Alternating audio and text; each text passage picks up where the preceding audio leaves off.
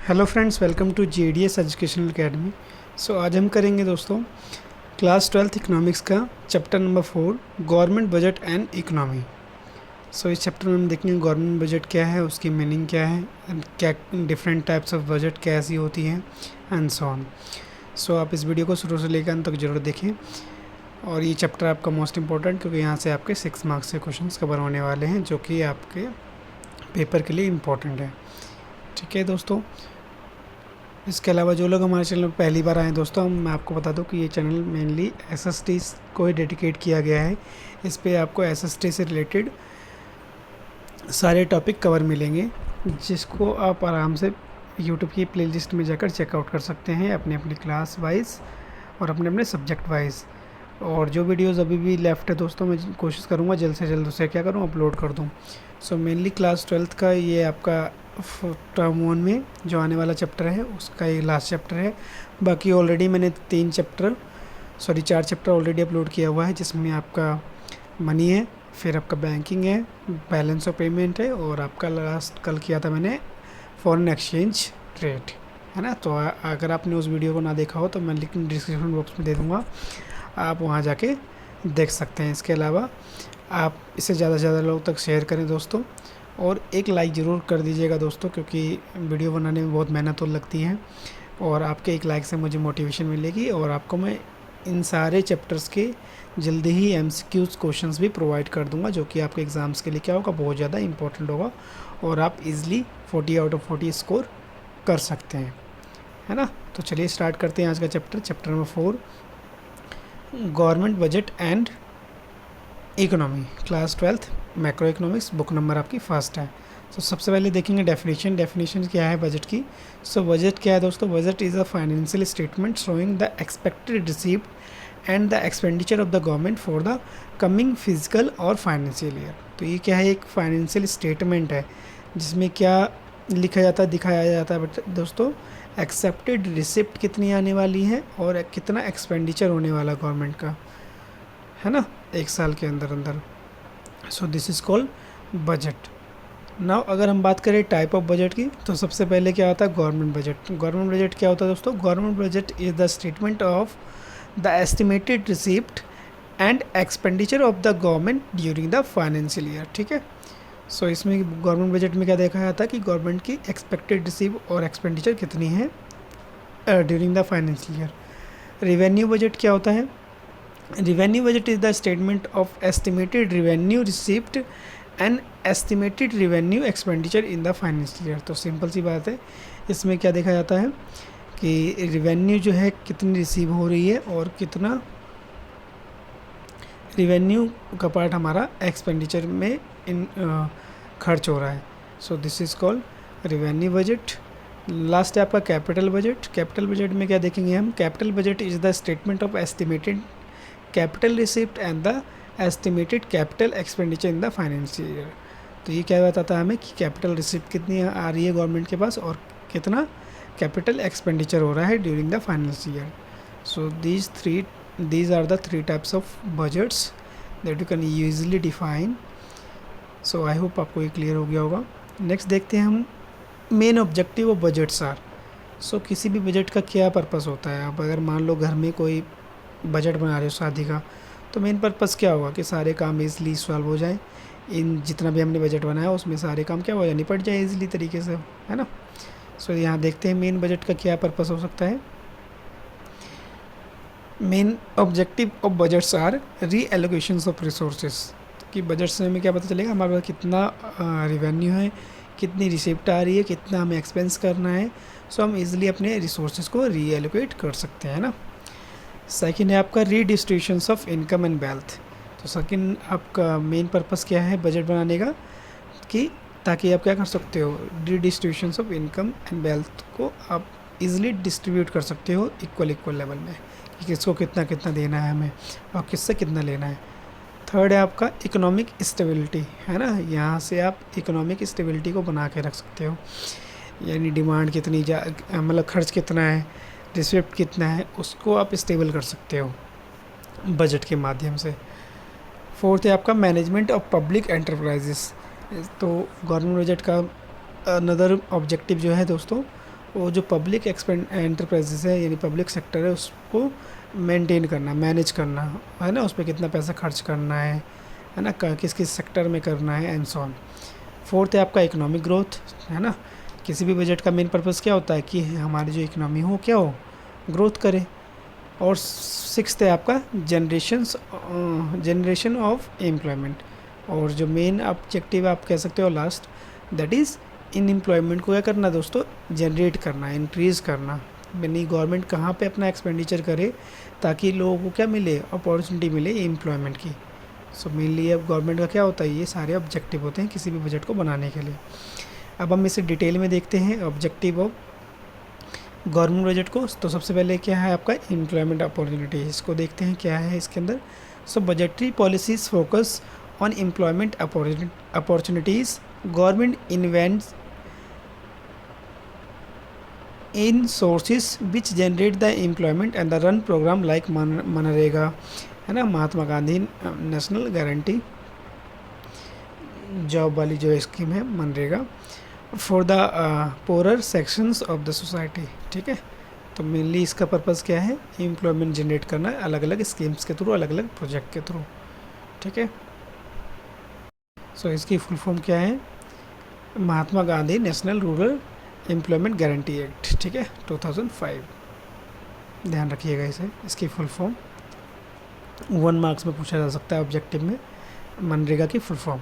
Second है आपका redistribution of income and assets, है ना, इनकम एंड एसेट को क्या करना, इक्वली बांटना, गरीबों और अमीरों में कह सकते हैं डायरेक्टली, क्योंकि आपकी इंडिया में पता है बहुत ज़्यादा इकोनॉमिक इंस्टेबिलिटी होती है, अमीरों के पास ज़्यादा पैसे, गरीबों के पास कम पैसे होते हैं।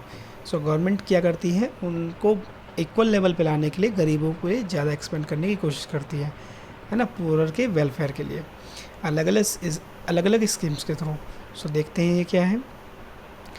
In the countries like India, the distributions of income and wealth is uneven, so the economic divided, the gap between the rich and poorer is huge। तो हमें पता है इकोनॉमिक जो है उसमें रिच और पुअर के बीच में एक बहुत बड़ा ह्यूज गैप है। So budgetary policy helps to solving the problems of economic division. तो जो बजटरी पॉलिसी होती है उसमें इस जो डिवीज़न है गरीब और अमीर के बीच में उसे सॉल्व करने की कोशिश की जाती है। Fourth, the government redistributes the income in the favor of poor sections of the society by imposing the taxes on the rich classes and the providing financial assistance to the poor classes। तो government कैसे इसे stable करती है दोस्तों, जो अमीर society है उस पर कुछ टैक्सेस लगा देती है और जो पुअर है उन्हें फाइनेंशियल असिस्टेंस दी जाती है। मान लो शादी के लिए पैसे दे देना, है ना, रोज़गार के लिए पैसे दे देना, एंड सो ऑन, इस तरीके से कुछ भी, मतलब किसी भी तरीके से हेल्प करना पुअर की, सिंपल सी बात है। फिफ्थ पॉइंट है आपका, the government also supplies food grains to the families living below the poverty lines at the lowest cost, है ना। तो इसके अलावा गवर्नमेंट क्या करती है, फूड देने की कोशिश करती है फ्री ऑफ कॉस्ट या कम रेट में, जो कि पॉवर्टी लाइन से और क्या करते हैं, बिलो लाई करते हैं। तो पॉवर्टी चैप्टर दोस्तों मैंने ऑलरेडी अपलोड किया हुआ है, तो अगर उस चैप्टर को आप देखना चाहते हैं तो मैं लिंक डिस्क्रिप्शन बॉक्स में दे दूंगा, आप वहां जाके पॉवर्टी का पूरा चैप्टर देख सकते हैं इसलिए, है ना, और आपको ईजिली समझ में आ जाएगी ये पॉवर्टी लाइन का मतलब क्या है, पॉवर्टी का मतलब क्या है, डिफरेंट टाइप्स ऑफ पॉवर्टी क्या हो, कौन सी होती है। ठीक है, सो वो भी आपका चैप्टर है तो आप जाके देख सकते हैं, लिंक मैं डिस्क्रिप्शन बॉक्स में ज़रूर प्रोवाइड कर दूँगा। थर्ड जो ऑब्जेक्टिव है जैसे हम देखेंगे जीडीपी ग्रोथ। सो थर्ड हम देखते हैं GDP growth, gross domestic product. तो GDP growth is the central objective of the government budgetary policy and is achieved in the 2 way. तो जीडीपी जो है उसमें ग्रोथ वो क्या होता है, उसका मेन ऑब्जेक्टिव होता है किसी भी गवर्नमेंट के। तो बजटरी पॉलिसी से किस तरीके से ये अचीव की जा सकती है, इसमें इम्प्रूवमेंट लाई जा सकती है 2 तरीके से, है ना। By the public investment on infrastructure, या तो पब्लिक पे क्या करे, ज़्यादा इन्वेस्टमेंट करे गवर्नमेंट, है ना, जैसे एजुकेशन पे ज़्यादा क्या एक्सपेंड कर देना, है ना, हेल्थ इंफ्रास्ट्रक्चर पे ज़्यादा फैसिलिटी प्रोवाइड कर देना एंड टेक्निकल असिस्टेंट देना एंड सो ऑन। और दूसरा तरीका है by the encouraging private investment through subsidies, या तो प्राइवेट सेक्टर का करना, बढ़ावा देना सब्सिडीज़ प्रोवाइड करके, ताकि वो इजीली क्या कर सके, अपनी इंडस्ट्रीज़ को इस्टेब्लिश कर सके और सोसाइटी में वेलफेयर का काम कर सके, यानी सर्विसेज इजीली प्रोवाइड की जा सके जिसकी डिमांड ज़्यादा है और गवर्नमेंट उसे फुलफ़िल नहीं कर पा रही है। तो ये दो तरीके से क्या करी जा सकती है दोस्तों, जीडीपी में ग्रोथ लाई जा सकती है, ध्यान रखिएगा। ये आपका मोस्ट इम्पोर्टेंट है यहाँ पे थर्ड पॉइंट, ठीक है। तो आई होप आपको गवर्नमेंट के ऑब्जेक्टिव हैं किसी भी बजट को बनाने का मेन पर्पस क्या होता है, तो आई होप आपको ये सारी चीज़ें डिटेल में भी समझ में आ गई होगी। नेक्स्ट देखते हैं दोस्तों, अब हम बजट बना तो लेते हैं, तो उसमें आता है एक topic balance budget. Balance budget क्या है आपका, तो बैलेंस बजट का मतलब सिंपल है दोस्तों कि a balance budget is the budget it which government expenditure and the government receipt is equal, यानी जहाँ पे खर्च क्या हो आपके रिसिप्ट से के इक्वल आ जाए, that is called balanced budget, ठीक है। सो नाउ इसके अलावा अगर हम बात करें डेफिनेशन ऑफ प्लान एक्सपेंडिचर, यानी प्लान एक्सपेंडिचर का मतलब क्या है। So plan expenditure is the expenditure which is incurred on any programs of the current plan in the current year. तो ऐसा एक्सपेंडिचर होता है जो करंटली किसी प्रोग्राम पे क्या हो रहा, खर्च किया जा रहा हो इसी साल, जैसे मान लो रोड बेस पे खर्च कर देना है ना, हाइड्रो इलेक्ट्रिसिटी पे क्या करना, खर्च कर देना, बिल्डिंग बनवा देना, एंड सो ऑन, ठीक है। सो ये प्लान एक्सपेंडिचर का मतलब आपको समझ में आ गया होगा। नेक्स्ट है आपका there are two components of budgets. तो मेन दो कंपोनेंट कौन कौन से बजट के, पहला आपका रिवेन्यू बजट और सेकंड है आपका कैपिटल बजट। तो अब हम देखते हैं कि रिवेन्यू बजट क्या है और कैपिटल बजट क्या है। So revenue budget consist of revenue receipts of a government and expenditure meet from such revenues. तो रिवेन्यू बजट का मतलब सिंपल है कि गवर्नमेंट पर कितनी रिवेन्यूज़ आ रही है, पैसे आ रहे हैं, है ना, ताकि क्या किया जाए, खर्चे को मेंटेन किया जाए, जो भी गवर्नमेंट के पास जो भी गवर्नमेंट के खर्चे हैं उसे इस रिवेन्यू से क्या किया जाए, इक्वल किया जाए या फिर उसको कंट्रोल किया जाए, सिंपल सी बात है। फोर्थ है आपका नेक्स्ट है आपका कैपिटल बजट। कैपिटल बजट क्या है, capital consist of capital receipt and the capital expenditure. तो कैपिटल बजट सिंपल सी बात है कि ये क्या कंसिस्ट करता है, कैपिटल रिसिप्ट कितनी आ रही है गवर्नमेंट के पास और कैपिटल एक्सपेंडिचर कितना हो रहा है, ठीक है। कैपिटल का मतलब मान लो रिसिप्ट का मतलब है कि कोई एसेट आ जाना इंडिया के पास, है ना, लोन ले लेना, एंड सो ऑन इस तरीके से।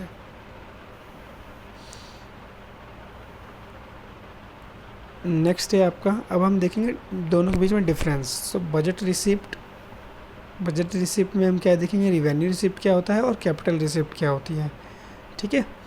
सो आपका है पहला है रिवेन्यू रिसिप्ट। तो रिवेन्यू रिसिप्ट क्या है दोस्तों, there are the receipts which do not reduce the assets of the government. तो रिवेन्यू रिसिप्ट क्या है, बेसिकली जो गवर्नमेंट की एसेट को कम ना करता हो, ठीक है, और neither create liabilities for the government, और ना ही गवर्नमेंट पे लाइबिलिटीज़ को क्रिएट करता हो, यानी ना तो गवर्नमेंट की एसेट कम होगी, मान लो अगर कोई बिल्डिंग है या फिर कोई हथियार है तो, या फिर कोई मेन क्या कहते हैं बिल्डिंग्स है ना, वो कम ना होता हो, और ना ही लाइबिलिटीज़ बढ़ती हो, यानी ना ही उस गवर्नमेंट को कुछ पे करना है किसी को, सिंपल सी बात है, क्योंकि यहाँ पे रिसिप्ट हो रहा है तो रेवेन्यू जनरेट हो रही, सिंपल सी बात है ना। Nor causes any reductions in asset. तो मैंने आपको ऑलरेडी बताया कि जो एसेट में रिडक्शन ना करता हो, that is called revenue receipts. Example देखें कि income of public sector enterprises. तो ऐसी इनकम जो पब्लिक सेक्टर से आ रही है गवर्नमेंट की, तो क्या करेगी, रेवेन्यू जनरेट करेगी। जबकि कैपिटल रिसिप्ट क्या होता है दोस्तों, there are the receipts from which the liabilities of the government arises, है ना, यानी ऐसी रिसिप्ट जो गवर्नमेंट की लाइबिलिटीज़ को क्या करती है, बढ़ाएगी, ठीक है। It creates liabilities, it reduce financial assets, for example receiving fund bye the government through loans. तो ये क्या, पैसे आ तो रहे हैं गवर्नमेंट के पास, लेकिन क्या करना पड़ेगा, बाद में उसे रीपे तो करना ही है ना। अब मान लो कोई एसेट मंगवा लिया, एसेट मंगवा तो लिया, लेकिन अब आपको उसकी पेमेंट भी तो करनी है, क्लियर है। तो ये क्या करता है, लाइबिलिटीज़ को बढ़ाता है ना, and reduce the financial asset, यानी पैसे जाते हैं यहाँ से गवर्नमेंट के, जैसे एग्जांपल है receiving funds bye the government through loan, यानी क्या करेगा, फंड लेगा गवर्नमेंट लोन्स के थ्रू। क्लियर है? सो आई होप आपको capital receipt and revenue receipt में दोनों के बीच में डिफरेंस समझ में आ गया होगा इजीली। नेक्स्ट देखेंगे हम बजटरी एक्सपेंडिचर। ठीक है, बजटरी एक्सपेंडिचर में क्या आएगा आपका, बजटरी एक्सपेंडिचर में रिवेन्यू एक्सपेंडिचर और कैपिटल एक्सपेंडिचर। सो पहले आप देखेंगे हम रिवेन्यू एक्सपेंडिचर क्या होता है। So the expenditure made by the government due to which there is no increase in the assets of the government is called revenue expenditure, यानी ऐसा एक्सपेंडिचर जिससे गवर्नमेंट की एसेट ना बढ़ती हो, है ना, तो उसे क्या बोलेंगे हम, रिवेन्यू एक्सपेंडिचर। लाइक, और कह सकते हो दूसरे वर्ड में, इट नाइदर क्रिएट एसेट, जो एसेट को इंक्रीज ना करता हो, नो रिड्यूस लाइबिलिटीज़, ना ही आपकी लाइबिलिटीज़ को कम करता हो, क्योंकि आप क्या कर रहे हो, खर्च तो करोगे ही करोगे, आपको इन्वेस्टमेंट तो करनी ही करनी है, आपने कंट्रीज़ को ग्रोथ डेवलप करने के लिए, सिंपल सी बात है, तो लाइबिलिटीज़ तो आपकी कभी कम नहीं होगी, है ना, क्योंकि रिवेन्यू है, आपके पास पैसे, तो उसे खर्च तो आपको करना ही करना है किसी न किसी चीज़ पे। एग्जांपल है expenditure on law and order, तो ये ऐसी चीज़ है जिस पे आपको खर्च करना ही करना है। ठीक है, तो इससे आपकी कोई एसेट तो नहीं बढ़ेगी, लेकिन आपका एक्सपेंसेस क्या होगा, फिक्स होगा। ठीक है, सो आई होप आपको रिवेन्यू एक्सपेंडिचर के बारे में समझ में आ गया होगा। नेक्स्ट है आपका capital expenditure. So capital expenditure क्या है दोस्तों, the expenditure made by the government is called the increase in the asset of the government, तो ऐसा एक्सपेंडिचर जिससे गवर्नमेंट की क्या हो, एसेट बढ़े, है ना। So it creates assets and it reduce the liabilities, और ये क्या करती हो, आपकी लायबिलिटीज़ को कम करती हो, आपके एसेट्स को बढ़ाती हो, उसके जस्ट उल्टा। एग्जाम्पल है जैसे constructions of the school building, repayment of loan, है ना, expenditure on the construction loan, तो इस सबसे क्या होगी, आपकी एसेट तो बढ़ेगी और आपकी लायबिलिटीज़ धीरे धीरे कम होगी। ठीक है, लायबिलिटीज़ का मतलब है सिंपल कि हमें ऐसी चीज़ जो हमें रीपे करने की ज़रूरत है ना। सो आई होप आपको इस रिवेन्यू एक्सपेंडिचर और कैपिटल एक्सपेंडिचर के बारे में समझ में आ गया होगा, दोनों के बीच में डिफरेंस। इसके साथ साथ रिवेन्यू रिसिप्ट क्या होती है और कैपिटल रिसिप्ट क्या होती है, ये भी आपको क्लियर हो गया होगा। ठीक है दोस्तों, नेक्स्ट आते हैं हम आपके सोर्सेज ऑफ बजट रिसिप्ट, तो देखेंगे हम आगे। इससे पहले मैं आपको एक बार दोबारा बता देता हूँ दोस्तों कि प्लीज़ अगर हमारे चैनल पर पहली बार आएँ तो आप इस चैनल को सब्सक्राइब जरूर कर लें और इसे ज़्यादा से ज़्यादा लोगों तक शेयर करें। ठीक है, और प्लीज़ लाइक का बटन दबाना ना भूलें। ठीक है, तो नेक्स्ट देखते हैं आपका बजट रिसिप्ट के क्या क्या सोर्सेज हैं। सो रिवेन्यू रिसिप्ट आपका पहला पार्ट था। रिवेन्यू रिसिप्ट कहाँ से आएगी दोस्तों, टैक्सेस के फॉर्म में। आगे हम इसे डिटेल में पढ़ेंगे। ये क्या है, सारी रिवेन्यू रिसिप्ट टैक्स। ठीक है, सबसे पहला रिवेन्यू रिसिप्ट में क्या होता है, टैक्सेस, ध्यान रखिएगा। तो टैक्सेस भी दो तरीके के होते हैं, डायरेक्ट टैक्स और indirect tax. So direct taxes में क्या आएगा, income tax, corporate tax, wealth and property tax. ठीक है, इनडायरेक्ट टैक्सेस के सोर्सेज कौन कौन से, वैल्यू एडेड टैक्स हो गया, सर्विस टैक्स हो गया, एक्साइज ड्यूटी टैक्स हो गया, कस्टम ड्यूटी हो गया, है ना। और इसके अलावा एंटरटेनमेंट टैक्स हो गया, जीएसटी अब एक आपकी नई आ गई है, GST is also a indirect tax, goods and service tax. दूसरा आपका है इसी में B non tax. Non tax क्या होता है दोस्तों, नॉन टैक्स का मतलब जैसे कॉमर्शियल रिवेन्यू, है ना, किसी से इंटरेस्ट प्राप्त कर लेना। इसके अलावा डिविडेंड एंड प्रॉफिट गवर्नमेंट को मिलना, एक्सटर्नल ग्रांट्स, किसी ने आपको पैसे दे दिए, ठीक है, खर्च करने के लिए किसी स्पेसिफिक पर्पज़ के लिए।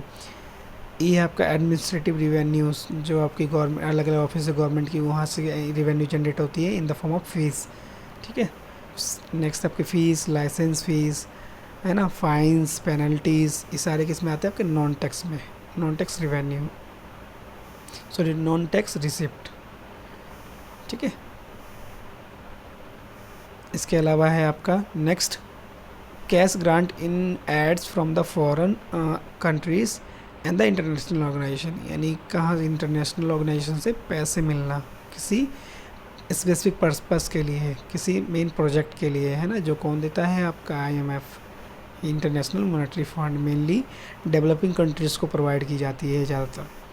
ठीक है, कैपिटल रिसिप्ट के एग्जांपल देखते हैं। कैपिटल रिसिप्ट का एग्जांपल क्या है, borrowings and the other liabilities, है ना, पैसे ले लेना किसी से, दूसरे देश से, रिकवरी ऑफ लोन्स, ये आपका आएगा कैपिटल रिसिप्ट में, मैंने लोन दिया उससे आपको रिकवर हुआ है वापसी।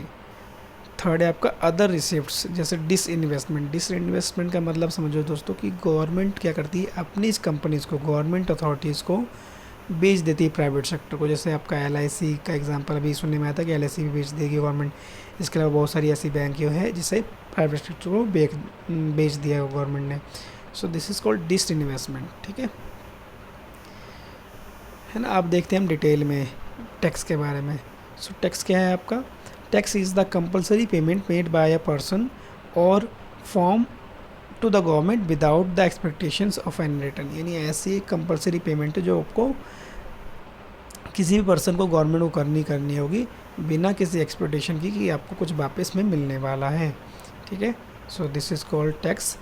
टाइप ऑफ टैक्स में आपका डायरेक्ट टैक्स था पहला। डायरेक्ट टैक्स क्या है दोस्तों, direct tax is the tax whose ultimate burden is to be borne by the person on whom it is the legally levied। So direct tax क्या है, कोई भी डायरेक्ट टैक्स का मतलब सिंपल है कि जिस पे टैक्स लगाया जाएगा उसे ही पे करना है, वो नहीं अपने टैक्स को किसी दूसरे पर ट्रांसफ़र नहीं कर सकता, ठीक है। So this is called direct tax. Indirect tax क्या है दोस्तों, tax levied on the goods and services are called indirect tax. The people who are responsible for the paying the tax do not necessary to bear the ultimate burden of it. So indirect tax क्या है दोस्तों, ऐसे tax जो goods and services पे लगती हैं और ज़रूरी नहीं कि जो टैक्स पे कर रहा है वो सारा वर्डन खुद ही उठाए। जैसे कि अगर मान लो आप कोई सामान खरीदते हो, है ना, तो उस पर क्या होता है, GST लगी होती है। सो इनडायरेक्टली कस्टमर पे करता है, फिर बाद में वही कैलकुलेट करके इनकम टैक्स के रूप में या GST के रूप में वो अथॉरिटी क्या करती है, पेमेंट करती है in the form of tax. अभी टैक्सेस भी क्या होते हैं दोस्तों, अलग अलग प्रकार के। डायरेक्ट इनडायरेक्ट के अलावा भी होता है, जैसे कि प्रोग्रेसिव टैक्स। प्रोग्रेसिव का मतलब सिंपल है, जैसे जैसे आपकी इनकम बढ़ेगी वैसे आपका टैक्स बढ़ेगा, है ना। तो ये बेनिफिशियल किसके लिए होता है, पुअरर के लिए, क्योंकि पुअरर की तो इनकम वैसे ही क्या होती है, कम होती है। और जबकि दूसरा आता है रिग्रेसिव, ये जस्ट उल्टा हो जाएगा, ठीक है। देखते हैं इसके बारे में हम। So progressive tax is a tax whose burden falls more on rich peoples than the poorer people, ठीक है। जिसका ज़्यादा बर्डन किस पे होता है, रिच पे होता है। यानी जैसे जैसे आपकी इनकम बढ़ेगी आप पे टैक्स ज़्यादा लगेगा, सिंपल सी बात है। और रिग्रेसिव इसका जस्ट उल्टा। Regressive tax is the tax whose actual burden falls more than to the poor and rich, ठीक है। इसका जस्ट उल्टा हो जाएगा। और एक और होता है प्रोपोर्शनल टैक्स, है ना। प्रोपोर्शनल में क्या होता है, फिक्स होता है टैक्स, ठीक है। चाहे आप अमीर हो चाहे गरीब हो, आपको इतना ही टैक्स देना ही होगा, 10% 20% जो भी हो। सो ये डिफरेंट टाइप्स ऑफ से कहते हैं दोस्तों टैक्स। सो आई होप आपको ये सारे टैक्सेस के बारे में समझ में आ गया होगा। नेक्स्ट देखते हैं बजट डेफिसिट क्या है।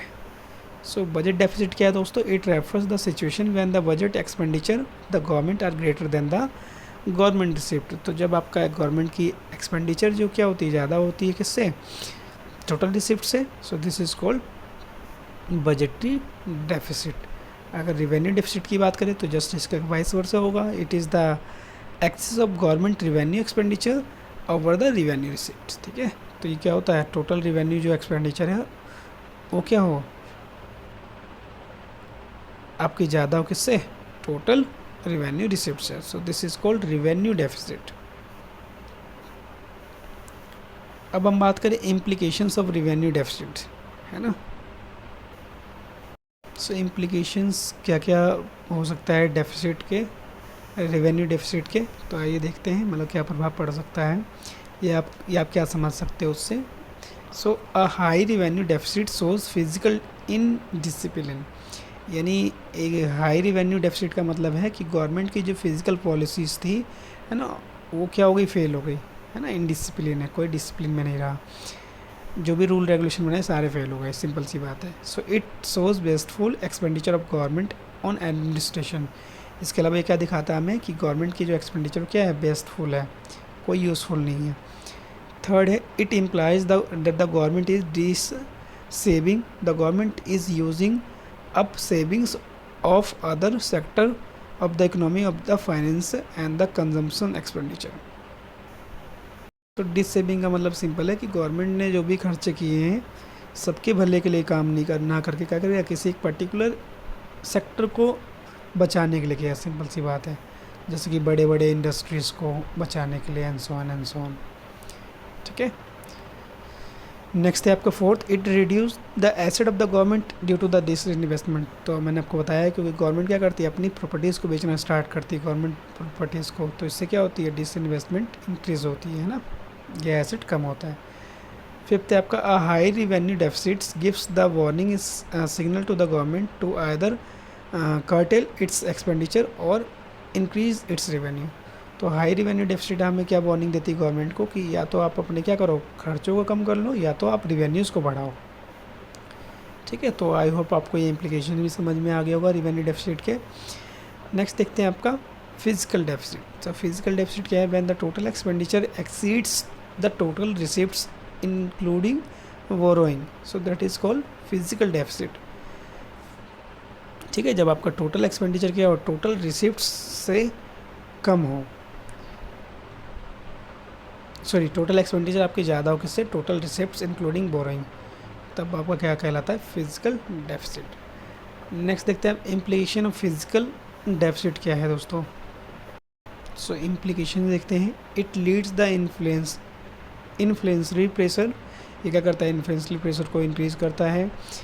A country has to face डेब्ट ट्रैप, इसके अलावा कंट्री क्या कर सकती है दोस्तों, डेब्ट में जा सकती है, यानी कर्जे में डूब सकती है पूरी तरीके से। It reduce the future growth and development, ये क्या कर सकता है कि ये क्या काम करेगा दोस्तों, आपकी फ्यूचर ग्रोथ और डेवलपमेंट किसी भी कंट्री के को क्या करेगी, रिड्यूस करेगी। It increase the liabilities of the government, ये गवर्नमेंट की लाइबिलिटीज़ को बढ़ाएगी, है ना। It increase the foreign dependence, इसके अलावा हम दूसरों पे ज़्यादा निर्भर हो सकते हैं अगर हमारी फिजिकल डेफिसिट है तो, यानी हमारी जो भी प्लानिंग थी वो क्या होगी, एक तरीके से फेल हो गई है। नेक्स्ट है आपका प्राइमरी डेफिसिट। प्राइमरी डेफिसिट क्या होता है, by the deducting interest payments from the fiscal deficits we get primary deficit. तो आप क्या करके इंटरेस्ट पेमेंट फिजिकल डेफिसिट से माइनस करके क्या कर सकते हो, प्राइमरी डेफिसिट प्राप्त कर सकते हो। Fiscal deficit minus interest payment is equal to primary deficits. Implication of primary deficits क्या है, it indicates how much of the government's borrowing are going to meet the expenses other than the interest payment। ठीक है। Next है आपका measure to correct the different deficits. तो आप किस तरीके से करेक्ट कर सकते हो अपने डेफिसिट्स को, है ना। सबसे पहले मॉनेटरी एक्सपेंशन और डेफिसिट फाइनेंसिंग मेथड के थ्रू। ठीक है। सेकंड आपका बोरोइंग फ्रॉम पब्लिक डेट्स, यानी कर्ज लेके, डिसइन्वेस्टमेंट करके, वही अपनी प्रॉपर्टीज़ को बेच के, है ना। Borrowing from the international monetary fund IMF से पैसे लेकर। लोअरिंग गवर्नमेंट एक्सपेंडिचर, अपने खर्चे को कम करके। Increasing the government revenue and so on. ठीक है। तो इस तरीके से अपनी डेफिसिट को क्या कर सकते हो, ओवरकम कर सकते हो। सो आई होप आपको ये सारी चीज़ें क्लियर हो गई होगी। यहाँ पे दोस्तों आपका चैप्टर क्या होता है, ख़त्म। ठीक है। सो मैंने पूरी कोशिश करी कि आपका सारा टॉपिक इस एक ही वीडियो में कवर हो जाए और आपको सारा कंटेंट ईज़िली अवेलेबल हो जाए और आपको सारी चीज़ें समझ में भी आ जाए। फिर भी अगर कुछ चीज़ रह जाती है तो आप कमेंट बॉक्स में लिख सकते हैं। ठीक है। सो यहाँ पे हमारी फर्स्ट बुक जो फर्स्ट टर्म में आने वाली है क्लास 12 की मैक्रो इकोनॉमिक्स की, वो मैंने सारा कवर करवा दिया है। और जल्दी मैं आपकी सेकेंड बुक भी स्टार्ट कर दूँगा दोस्तों। इसके साथ साथ हम अब फर्स्ट बुक की MCQs भी करना स्टार्ट करेंगे। सो आप इसे ज़्यादा से ज़्यादा लोगों तक शेयर करिएगा और प्लीज़ लाइक का बटन दबाना ना भूलें दोस्तों। So thank you so much, have a good day, good night.